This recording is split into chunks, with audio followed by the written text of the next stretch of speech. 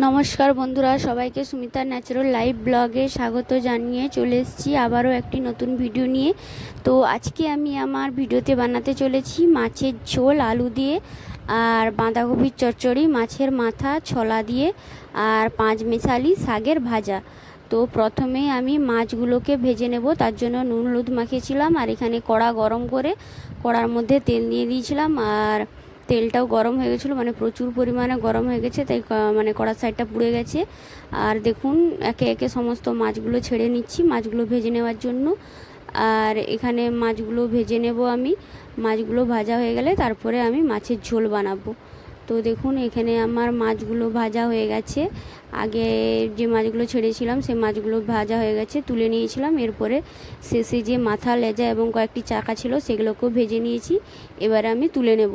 তুলে নিয়ে এবারে দেখুন আপনাদেরকে এখানে দেখাচ্ছি যে আমার সমস্ত মাছগুলো ভাজা কমপ্লিট হয়ে গেছে।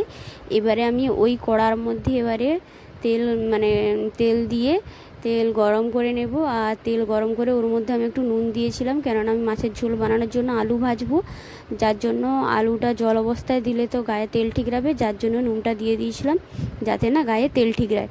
তো দেখুন আমি এবারে ঝোলের আলুটা তেলের মধ্যে তুলে নিচ্ছি এবং তেলের মধ্যে তুলে নিয়ে খুব সুন্দর করে ভেজে নেব। তো আমি আর নুন দিলাম না, আগে যেহেতু নুন দিয়েছিলাম।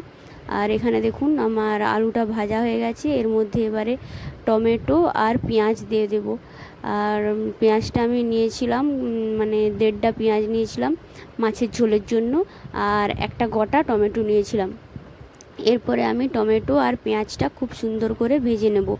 আর এখানে দেখুন আমার টমেটো আর পেঁয়াজটা ভাজা হয়ে গেছে আর টমেটোগুলো খুব সুন্দরভাবে গলে গেছে। এর মধ্যে এবারে আমি মশলা দিয়ে দেবো। আর মশলার মধ্যে দিয়েছিলাম আদা, জিরা, লঙ্কা, পেঁয়াজ, এগুলো দিয়ে আমি ভালো করে ভেজে নেব। আর দিয়ে দিচ্ছি এর মধ্যে এবারে 1 চামচ হলুদ আর 1 চামচ চিনি দিয়ে ভালো করে মশলাটাকে ভেজে নেব। আর ভাজা হয়ে গেলে এর মধ্যে এবারে জল দিয়ে ভালো করে কষাবো, ততক্ষণে আমি মশলাটা ভেজে নিই। আর মশলাটা যতক্ষণে ভাজা হচ্ছে, মানে ভাজা বলতে হালকা হালকা জিরের গন্ধ করবে, এই পর্যায়ে থাকবে। আর এখানে দেখুন আমার মশলাটা ঠিকঠাক পরিমাণ মতো ভাজা হয়ে গেছে। এবারে আমি এর মধ্যে মশলার জলটা দিয়ে দেবো মশলা কষানোর জন্য। তো এখানে আমি মশলা কষানোর জন্য 1 কাপ মতো জল নিয়েছিলাম। আর এখানে দেখুন পুরো জলটা মরে এখানে আমার মশলাটাও খুব সুন্দরভাবে কষানো হয়ে গেছে। আপনাদেরকে একটু খুন্তিতে তুলে দেখাচ্ছি দেখুন। আর এখানে মশলাটা কষানো হয়ে গেলে এরপরে আমি এখানে দিয়ে দিলাম 1 জাম মতো জল। তো এই জলটা আমি দিচ্ছিলাম ঝোলের জন্য। আর দিয়ে জলটা দিয়ে ভালো করে আলু আর মশলাটাকে জলের মধ্যে মিশিয়ে নিলাম। আর এখানে দেখুন আমার ঝোলটা ফুটে গেছে। তো ঝোলটা যেহেতু আমার ফুটে গেছে, তো এবারে আমি এখানে ভেজে রাখা মাছগুলো দিয়ে দেব। আর এরপরে আমি মাছগুলোকে ভালো করে ঝোলের মধ্যে নাড়াচাড়া করে নেব এবং আরেকটুক্ষণ ভালো করে ফুটিয়ে নেব। তো এখানে আমার ঝোল, আলু, মাছ সমস্ত কিছু ফুটে গেছে। এরপরে আমি একটা গোটা ধনেপাতার গাছকে কুচিয়ে রেখেছিলাম, তো সেই ধনেপাতাটা আমি এবারে ঝোলের মধ্যে দিয়ে দিচ্ছি। ভালো করে ধুয়ে নিয়েছিলাম, ধুয়ে জল নিগড়ে ঝোলের মধ্যে দিয়ে দিচ্ছিলাম। আর এরপরে দেখুন যেহেতু ঝোলটাতে আমি আগে শুধু আলু ভাজার সময় নুনটা দিয়েছিলাম, তাই এবারে ঝোলের পরিমাণ মতো 1 চামচ মতো আমি নুন দিয়ে দিয়েছি। এবার যে যেরকম ঝোলে নুন খান সে সেই পরিমাণে ঝোলে নুন দেবেন। আর এখানে দেখুন আমার ঝোলটা নামানো হয়ে গেছে। এরপরে আমি ওই কড়ার মধ্যে সোয়াবিন আর ছোলা, আলু আর বাঁধাকপি এটা তুলে দিচ্ছি সেদ্ধ হওয়ার জন্য। আর এখন আমি এখানে ভালো করে কপিগুলো আগে জলে ভিজিয়ে রেখেছিলাম।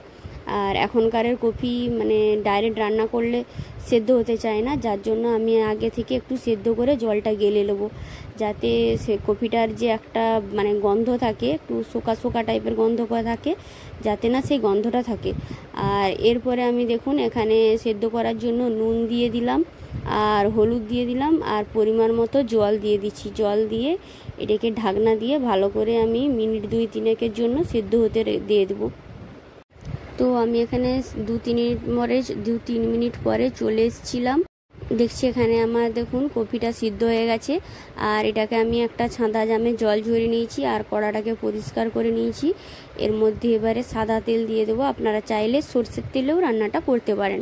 তো যেহেতু আমি একটু তেলটার পরিমাণ বেশি দেব, যার জন্য আমি সাদা তেল দিয়ে দিচ্ছি। আর এখানে এর মধ্যে এবারে দিয়ে দিলাম ফোড়নের জন্য তেজপাতা আর দিয়ে দেব গোটা শুকনো লঙ্কা এবং তেজপাতা আর শুকনো লঙ্কা ভাজা হয়ে গেলে এর মধ্যে এবারে দিয়ে দেব আমি 5 ফোড়ন। আর 5 ফোড়নটা আমি নিয়েছিলাম 1 চামচ মতো, যেহেতু একটা গোটা বাঁধাকপি ছিল যার জন্য আমি 1 চামচ মতো 5 ফোড়ন নিয়েছিলাম। আর 5 ফোড়নটা ভাজা হয়ে গেলে এর মধ্যে এবারে আমি কুচিয়ে রাখা পেঁয়াজটা দিয়ে দিলাম। আর পেঁয়াজটা ছিল আমার প্রায় দুটো পেঁয়াজ ছিল। আর এরপরে আমি পেঁয়াজটাকে খুব ভালো করে ভেজে নেব। পেঁয়াজটা ভালো করে ভাজা হয়ে গেলে ওর মধ্যে এবারে রসুন দিয়ে দেবো। আর রসুনটাকেও আমি ভালো করে ভেজে নিচ্ছি এবং পেঁয়াজ আর রসুন ভাজা হয়ে গেলে ওর মধ্যে এবারে আদা বাটা দিয়ে দেবো। আদা বাটা দিয়ে ভালো করে মশলাটা ভেজে নেব এবং এর মধ্যে এবারে দিয়ে দেবো হলুদ গুঁড়ো। তো হলুদ গুঁড়োটা আমি দিয়েছিলাম 1 চামচ মতো। এরপরে দিয়ে দেবো লঙ্কা বাটা। আর লঙ্কা বাটাটা দিয়ে এরপরে আমি এখানে মশলা জল দিয়ে দেব। মশলা জল দিয়ে এরপরে আমি এখানে দিয়ে দেব টমেটো। একে একে এবারে দিয়ে দেবো নুন, চিনি, সমস্ত কিছু দিয়ে ভালো করে নাড়াচাড়া করে নেব। এখানে দেখুন আমি টমেটো, নুন, চিনি সমস্ত কিছু দিয়ে দিয়েছি। এবারে মশলাটা কষিয়ে নেব। আর এখানে দেখুন আমার মশলাটাও কষানো হয়ে গেছে এবং টমেটো আর পেঁয়াজ সমস্ত কিছু গলে গেছে। এরপরে আমি এবারে সেদ্ধ করে জল ঝরিয়ে রাখা যে কপিটা রেখেছিলাম, কপিটা এবারে ওর মধ্যে দিয়ে ভালো করে কষিয়ে নেব। আর কপিটাকে ভালো করে কষিয়ে নেব। আর কষতে কষতে দেখুন আমার কপিটা একেবারে ঘাঁটা ঘাঁটা হয়ে যাবে। আর এখানে দেখুন কপিটা তুলে নিয়েছি। কপিটা তুলে নিয়ে ভালো করে মশলার সাথে কষিয়ে নিচ্ছি।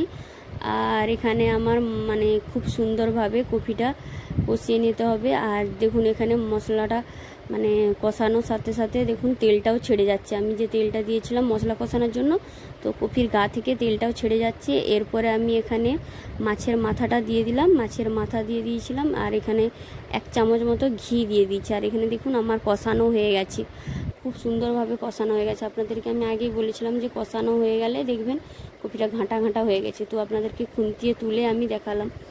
আর এরপরে দেখুন আমার এখানে কপিটা আমি নামিয়ে নিয়েছিলাম, কোনো জল দিলাম না, ওই রকমই নামিয়ে নিয়েছি। আর ওই কড়ার মধ্যে এবারে আমি 5 মেশালি শাকটা সিদ্ধ করে নেব। আর শাকটা সিদ্ধ করার জন্য আমি এখানে শাকটাকে ভালো করে আগে থেকে হলুদ জলে ভিজিয়ে ধুয়ে রেখেছিলাম, দিয়ে জল ঝরিয়ে রেখেছিলাম। তো শাকটা এবারে আমি ওর মধ্যে দিয়ে সিদ্ধ করে নেব। তো আমি আগে যেহেতু হলুদ দিয়ে রেখেছিলাম, তো এখন আমি ওর মধ্যে এবারে নুন আর খুব অল্প পরিমাণে হলুদ দেব। আর হলুদটা আগে থেকে দিয়ে রাখার কারণ হচ্ছে জীবাণু মুক্ত করার জন্য। আর হলুদটা অ্যান্টিবায়োটিক। আর কি বলবো বলুন তো, হলুদটা আগে থেকে দিয়ে রাখলে যে শাকের মধ্যে বর্ষাকাল তো অনেক পোকামাকড় থাকে। আর এখানে দেখুন আমার শাকটা সিদ্ধ হয়ে গেছে। এবারে আমি এই ছাঁদা জামটার মধ্যে শাকটাকে ঢেলে জল ঝরিয়ে নেব। আর এখানে আমি ছাঁদা জামের মধ্যে শাকটাকে ঢেলে নিয়েছিলাম। আর শাকটাকে ঢেলে কড়াটা ভালো করে পরিষ্কার করে নিয়েছিলাম। আর কড়াটা গরম করে ওর মধ্যে এবারে শাক ভাজার জন্য সর্ষের তেল দিয়ে দিচ্ছি। আর তেলটা গরম হয়ে গেলে পুরো কড়ার মধ্যে তেলটাকে চারিয়ে নিয়েছিলাম। আর এখানে দেখুন এর মধ্যে এবারে শাকটা ভাজার জন্য ফোড়নে দিয়ে দেব লঙ্কা। তো লঙ্কা আমি দিয়েছিলাম 2টো শুকনো লঙ্কা। আর এর মধ্যে এবারে দিয়ে দেবো একটা গোটা পেঁয়াজ কুচি। আর পেঁয়াজ কুচি লঙ্কা খুব সুন্দর করে ভালো করে ভেজে নেব। আর ভাজা হয়ে গেলে এর মধ্যে এবারে দিয়ে দেবো রসুন বাটা। তো দেখুন এখানে আমার ভালো করে ভাজা হয়ে গিয়েছিলো। আর রসুন বাটা দিয়ে দিয়েছি। রসুন বাটা দিয়ে ভালো করে পেঁয়াজ আর রসুন দুটাকে একসাথে আবারও ঘুরে ভেজে নেব। আর রসুন আর পেঁয়াজটা একসাথে ভাজা হয়ে গেলে ওর মধ্যে এবারে আমি সিদ্ধ করে যে জল ঝরিয়ে যে শাকটা আমি রেখেছিলাম, তো ওই শাকটাকেও আমি এবারে ওর মধ্যে তুলে দিয়েছি। ওর মধ্যে তুলে দিয়ে খুব ভালো করে ভেজে নেব। আর আপনারা চাইলে ওর মধ্যে একটু চিনিও দিতে পারেন এবং না চাইলে নাও দিতে পারেন। তো আমি একটু চিনি দিয়েছি, তো সেটা আপনাদেরকে দেখানো হয়নি। আর এখানে দেখুন আমার শাকটা প্রায় ভাজা হয়ে গেছে। আর জলটাও শুকনা হয়ে গেছে। তো সিদ্ধ করার পরে জল ঝরানোর পরেও শাকের গায়ে অল্প পরিমাণে জল ছিল, তো সেটা আমার জলটা মরে গেছে। আর এই ছিল আমার সমস্ত কিছু রান্না। হাঁড়িতে এখানে ভাত আছে, আর কড়ার মধ্যে আছে শাক ভাজা, আর এখানে মাছের ঝোল, বাঁধাকপির চচ্চড়ি, আর মাছ ভাজা, আর মাছের তেলের ভাজা। তো ভিডিওটি ভালো লাগলে অবশ্যই লাইক, কমেন্ট আর শেয়ার করবেন। যারা ইউটিউব থেকে দেখছেন তারা চ্যানেলটিকে সাবস্ক্রাইব করবেন, আর যারা ফেসবুক থেকে দেখছেন তারা চ্যানেলটিকে অবশ্যই ফলো করবেন। Tata, bye. এখানে ভিডিওটি আমি শেষ করলাম।